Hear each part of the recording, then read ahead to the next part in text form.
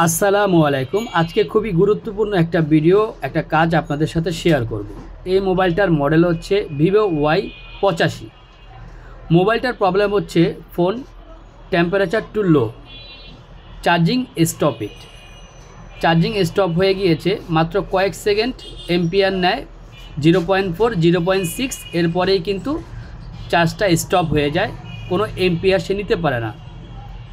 তো এইখানে second PCB যেটা আছে, প্রথমে আমি আসলে ব্যাটারির আশেপাশে দেখলাম অনেক সময় TH line, ID line, BSI line, যেটাই বলেন ব্যাটারি কানেক্টর, এক কথায় ব্যাটারি কানেক্টর থেকেও কিন্তু এর প্রবলেম হয়ে থাকতে পারে।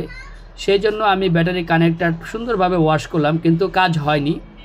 পরবর্তীতে আমি টার্গেট নিলাম এই মোবাইলের এই মডেলটায় বেশিরভাগ প্রবলেম কিন্তু এই ভিভো Y85, Y81, Y83, এই কমন প্রবলেমটা হয়ে থাকে এই সেকেন্ড পিসিবি থেকে।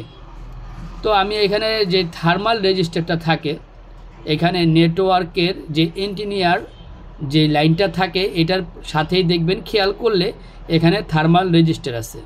তো এইখানে এটাকে আমি টার্গেট করলাম, করে এইখানে এটা পেস্টিং দিয়ে একেবারে শক্ত করা ছিল।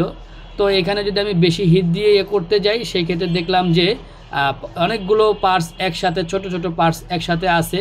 তো এটা আসলে প্রবলেম হয়ে যেতে পারে। তো আমি প্রথমের দিকে কিন্তু এটাকে ব্লেড দিয়ে সরিয়ে নিছিলাম, তারপরে হিট দিয়ে আমি থার্মাল যে রেজিস্টারটা ছিল সেটাকে রিমুভ করে নিলাম। রিমুভ করে দেখব যে এটা আসলে ওকে হয় কি না, বা সমাধান হয় কি না। যদি সমাধান হয়েও থাকে, স্থায়ী সমাধান কিন্তু এইটা না। স্থায়ী সমাধান হচ্ছে এখানে অবশ্যই থার্মাল রেজিস্টার যেটা আছে সেটাকে আবার বসিয়ে দিতে হবে, অন্য একটা মোবাইল থেকে হলেও বসিয়ে দিতে হবে। তো দেখি চার্জ উঠে কি না। তো হ্যাঁ, এখন দেখতে পাচ্ছি, হ্যাঁ, চার্জটা নিচ্ছে। তবে এখানে যদি এটা না বসায় দিই, যে রেজিস্টারটা থার্মাল রেজিস্টারটা আমি এখান থেকে রিমুভ করলাম, সেটাকে অবশ্যই এখানে ইন করে দিতে হবে। তো আমি এখন আসলে খুঁজতেছি যে আমার কাছে এরকম সেম বোর্ড আছে কি না। অনেক সময় মোবাইল থাকে, ওইখান থেকে তুলে দিলেও হবে। আর যদি তারপরও এটা আপনাদের কাছে না থাকে, দেখা গেছে এই থার্মাল রেজিস্টারটা আপনাদের কাছে নাই, বা এটা রিমুভ করে গেছে, স্থায়ী সমাধান হয় নাই, তখন আপনারা যে কাজটা করতে পারেন, বিশেষ করে Y85, Y81, Y83, এই তিনটা মডেলে আপনারা একদম 100-র ভিতরে 90% শিওর থাকবেন যে আপনার সেকেন্ড পিসিবি, যেটা সাব পিসিবি লজিক যেটাকে বলে, এক একজন এক এক নামে বলে, লজিক, চার্জিং লজিক বলে। তো এই পুরা লজিক, নিচের যে লজিকটা আছে, এইটাও যদি আপনি মার্কেট থেকে একটা কিনে এনে লাগায় দেন, আপনার এটা সমাধান হয়ে যাবে। ঠিক আছে?